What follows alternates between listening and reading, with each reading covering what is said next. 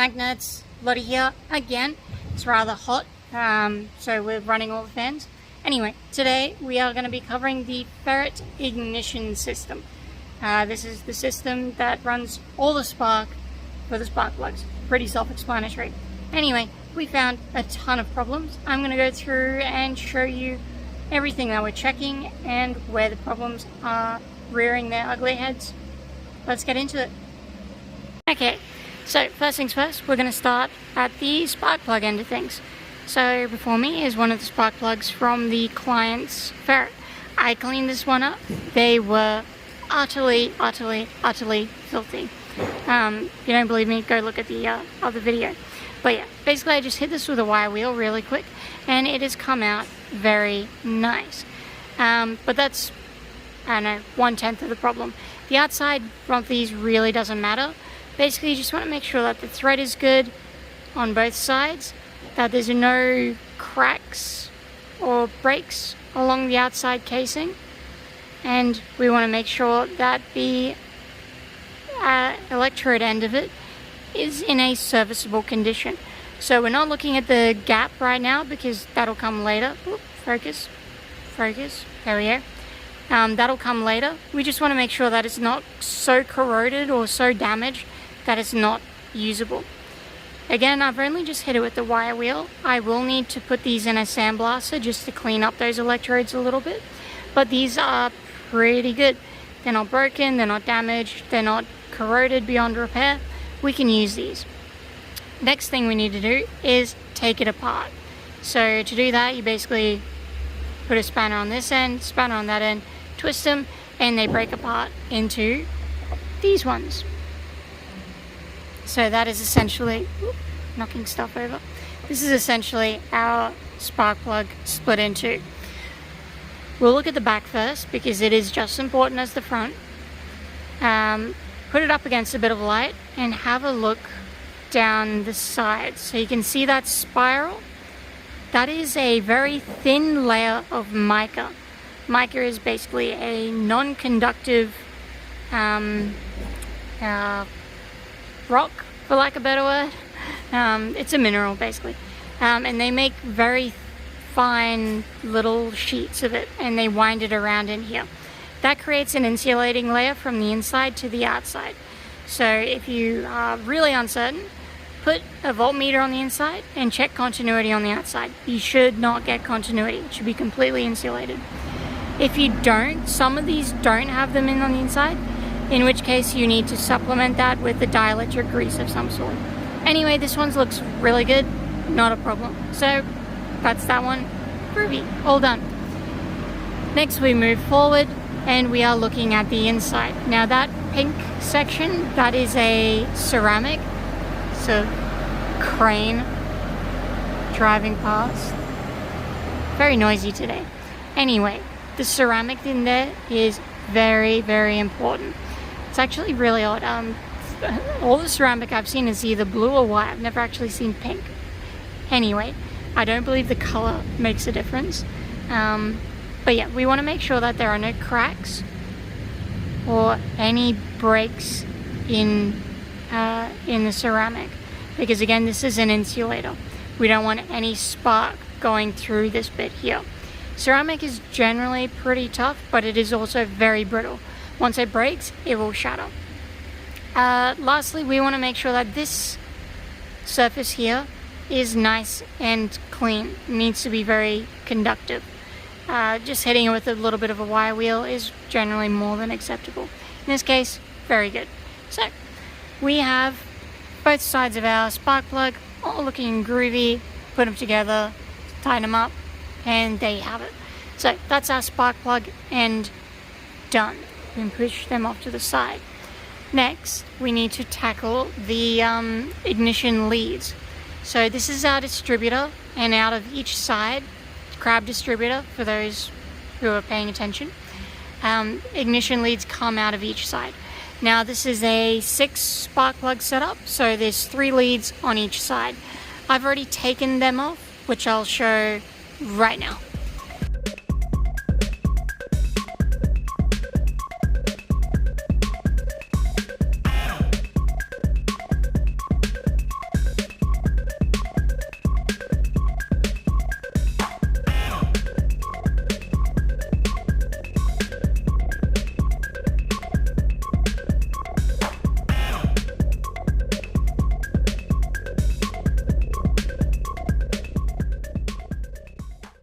So yeah, that's how you take them off. I'll cover that in a little bit more detail in a second.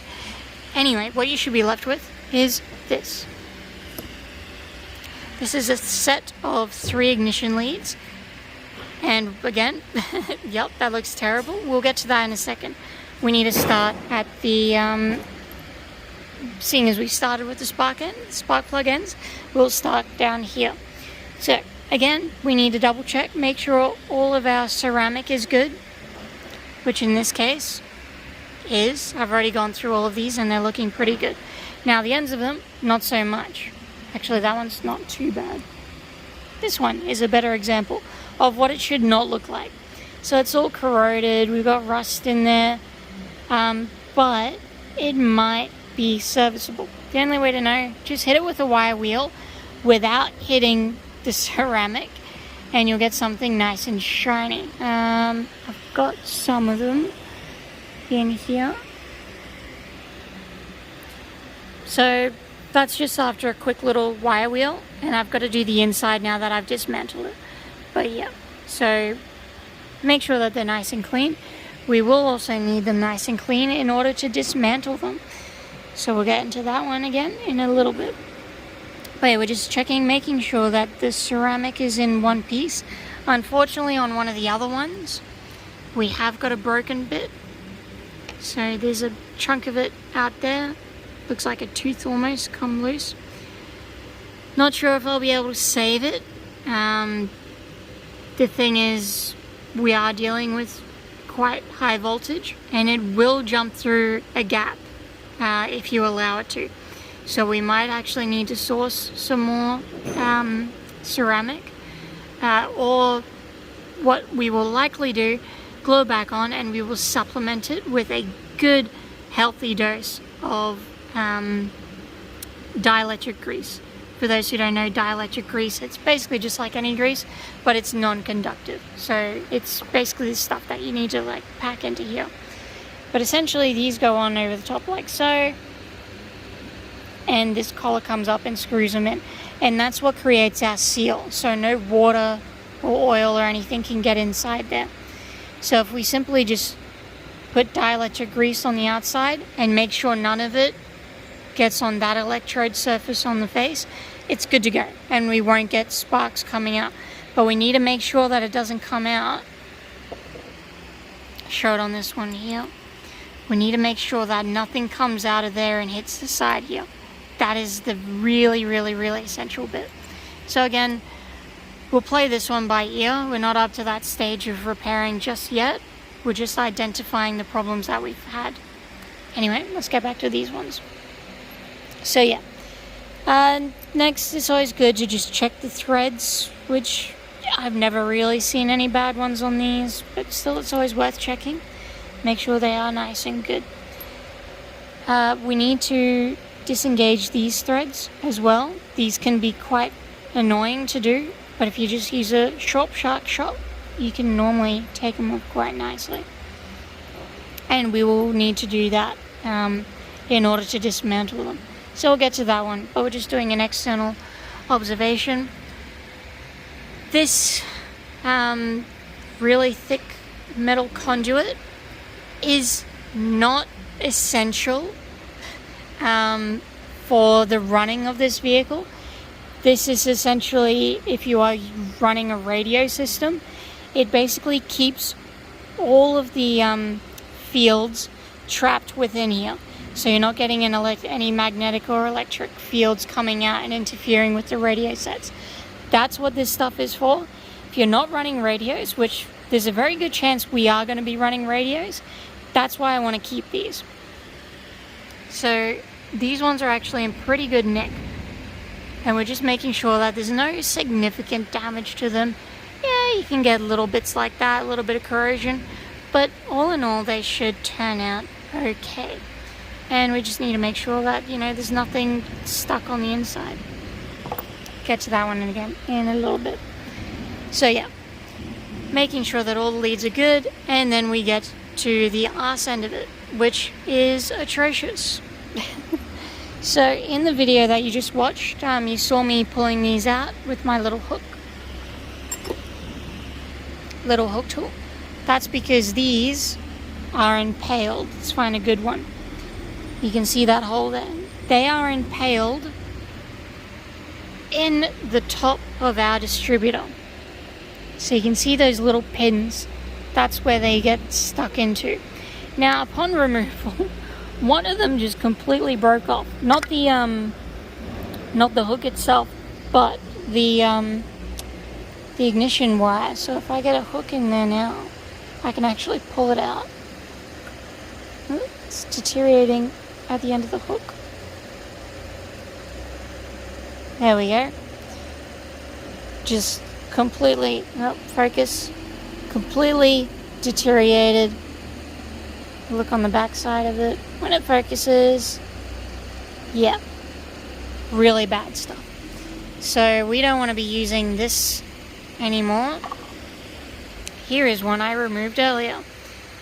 This one isn't actually too bad, but you can tell just from the cracks along the surface of it. And again, I'm not going to be using this, but don't do this anyway, but I'm not going to be using this again.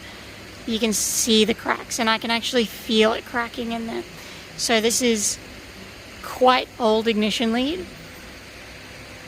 Just flop it around, and you can look at the end. There we go.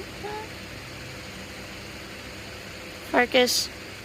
So yeah, the wire itself doesn't look to be too bad on one end, but it is awful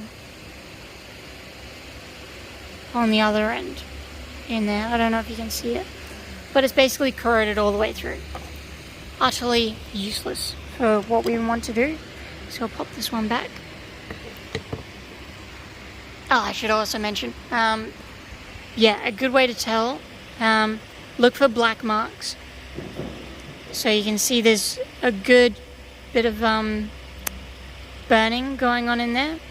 That means, unfortunately, there's been some sort of arcing happening in there, which means the spark has not been getting through to our ignition leads. So that's a problem. Coming back here again, these are all just really terrible to look at. They will not suffice in any way.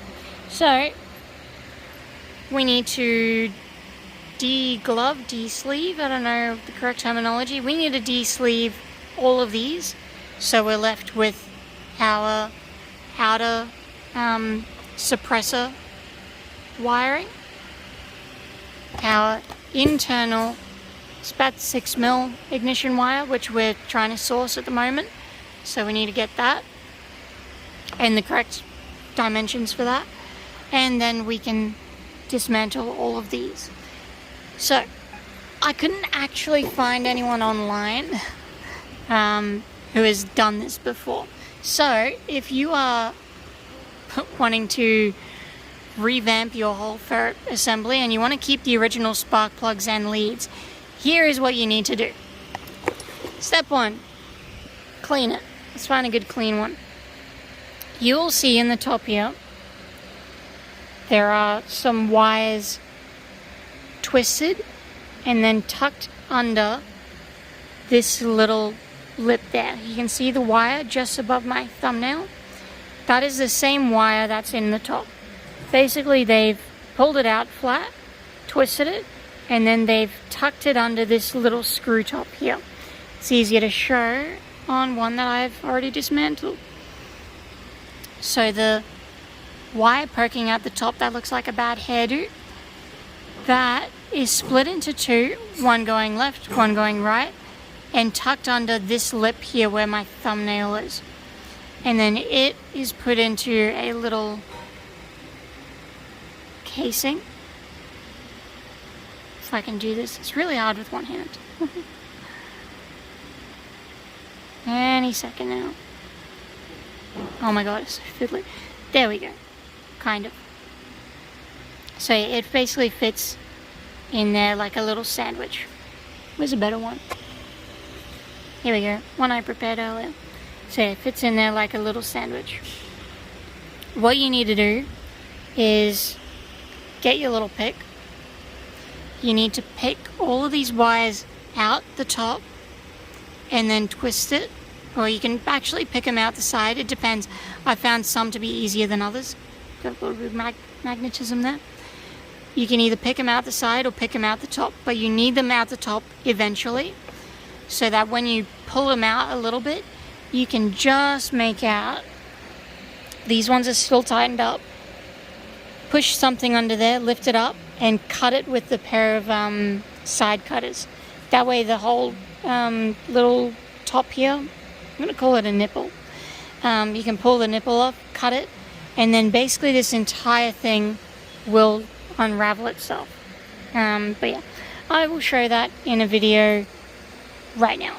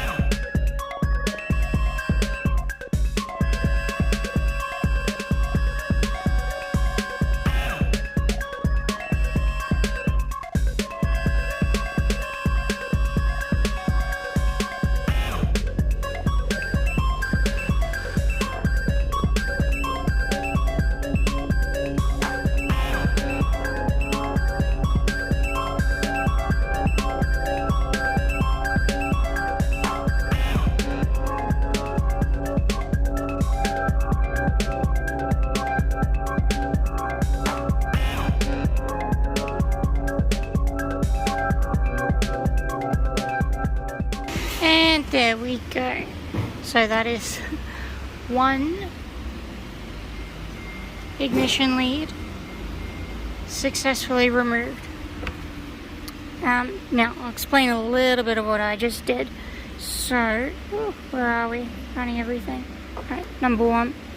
The reason I had to do it that way, so you would have seen I actually removed, where are we? This one here. So I undid that one, and that just gives you a little bit of working room, so you can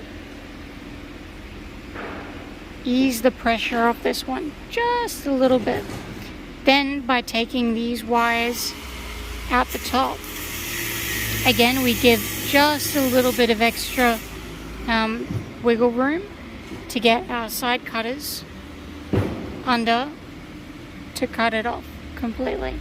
You could, if you really wanted to, try and feed them all the way through, but that's just going to put unnecessary pressure on, here we go, on our